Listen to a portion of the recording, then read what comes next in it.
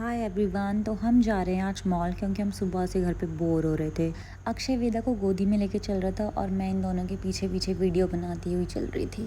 पता नहीं वेदा आजकल बिल्कुल भी बैठती ही नहीं है स्ट्रॉलर में। सिर्फ हम स्ट्रॉलर ले जाते हैं और सामान उसमें वापस लाते हैं।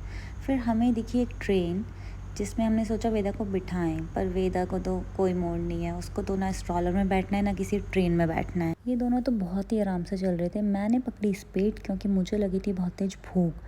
मेरे पेट में तो बहुत तेज चूहे दौड़ रहे थे। फिर से मैंने वेदा को कोशिश करी इसके स्ट्रॉलर पे बिठाने की, पर वो तो कहाँ बैठने वाली। उसको तो बिल्कुल बैठना ही नहीं है अपने स्ट्रॉलर पे। आज हमारा देसी खाना खाने का बिल्कुल भी मन नहीं था, तो हमने सोचा आज कुछ हम नया ट्राई करेंगे। तो हम कोरियन रेस्टोरेंट गए, बर्गर किंग गए, बट समझ नहीं आ रहा था। हम दोनों बहुत कंफ्यूज थे। Then we finally decided pizza order करते हैं। मैंने वेदा को फटाफट से ओट्स खिलाने शुरू किए, जो कि मैं घर से बना के लाई, क्योंकि वेदा ने हमको पिज़्ज़ा खाते हुए देख लिया तो वो अपना खाना तो बिल्कुल नहीं खाने वाली है। वेदा के पापा तो बड़े खुश होकर पिज़्ज़ा ला रहे थे। वेदा ने जैसे देखा उसके पापा खाने की कुछ चीज़ लेके आ रहे हैं, उसने तो अपने ओट्स एकदम छोड़े। फटाफट से उसने फिर चेक किया कि उसके पापा लाए क्या है इन बॉक्स में।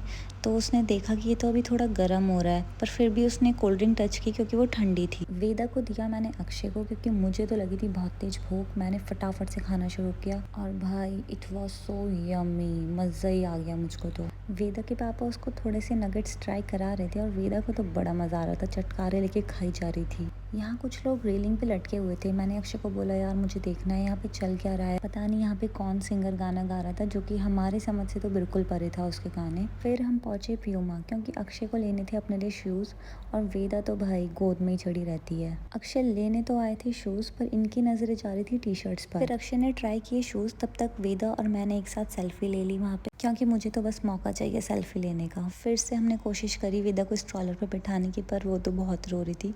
पर मैं उसको थोड़ा सा प्यार करी थी तो फिर वो मान गई और वो अपने स्ट्रॉलर पर मज़े करते करते हमारे साथ आगे चली। और फिर क्या था कि हमको मौका मिल गया हाथ पकड़ के चलने का एक साथ। मुझे लेना था नाइट सूट, तो अक्षय ने ये मेरे लिए पसंद किया। उसके बाद अक्षय अपने लिए शॉपिंग करने लगे। ये मुझसे पूछ रहे थे कि कौन सी शर्ट लूँ, कौन सी अच्छी लग रही है। मैंने कहा जो तुमको अच्छी लग रही है वो ले लो। हम पहुँचे फिर बिल कराने और वेदा यहाँ पे बैठ गई और वहाँ पे मस्ती करने लगी। वेदा को मिले वहाँ भैया और वेदा उनको देख के बहुत खुश होने लगी। तब तक अक्षय ने बिल करा लिया था। हम दोनों फिर वहाँ से जाने लगे। अक्षय और वेदा ने यहाँ पे फ़ोटोज़ क्लिक करवाई अपनी, पर वेदा का तो मूड ही नहीं था। मैं तो बहुत ही ज़्यादा थक चुकी थी आज यहाँ पे चल चल के और वेदा को गोदी लेके। मैंने फिर से ट्राई किया वेदा को स्ट्रॉलर पर बिठाने का, पर वेदा तो कहाँ बैठने वाली। सामने दो बच्चे थे, एक ने मास्क पहना हुआ था। वो वेदा के पास आया और उसको देखने लगा और वेदा भी उसको देखने लगी बड़े प्यार से। फिर वेदा के पापा ने मास्क वाले बच्चे को अपने पास बुलाया और वेदा के पास वो जैसे ही आया, भाई साहब वेदा तो जो चीखें मार के रोई। फिर वो बच्चा चले गया वहाँ से। वेदा उसको देखी जा रही थी दूर से, कहीं वो दोबारा से उसके पास ना आ जाए। फिर उसके पापा उसका मूड ठीक करने के लिए उसको टेडीज़ दिखाने के लिए गए अंदर, तो वो वहाँ पे थोड़ा सा खुश हुई। अब वेदा के पापा को पीनी थी कॉफ़ी और हम कैफ़े पहुँचे। वेदा तो टेबल पर ही बैठ गई और अपने पापा को बिल्कुल भी कॉफ़ी पीने नहीं दे रही थी। और उसके पापा मुझे बोल रहे थे शिवी पकड़ ले। मैंने बोला अब तो तुम ही संभालो यार, तुमको कॉफ़ी पीनी थी। और 12 बज चुके हैं। अब हम चले घर अपने, और गाइस हम पहुँच गए हैं घर। Good night.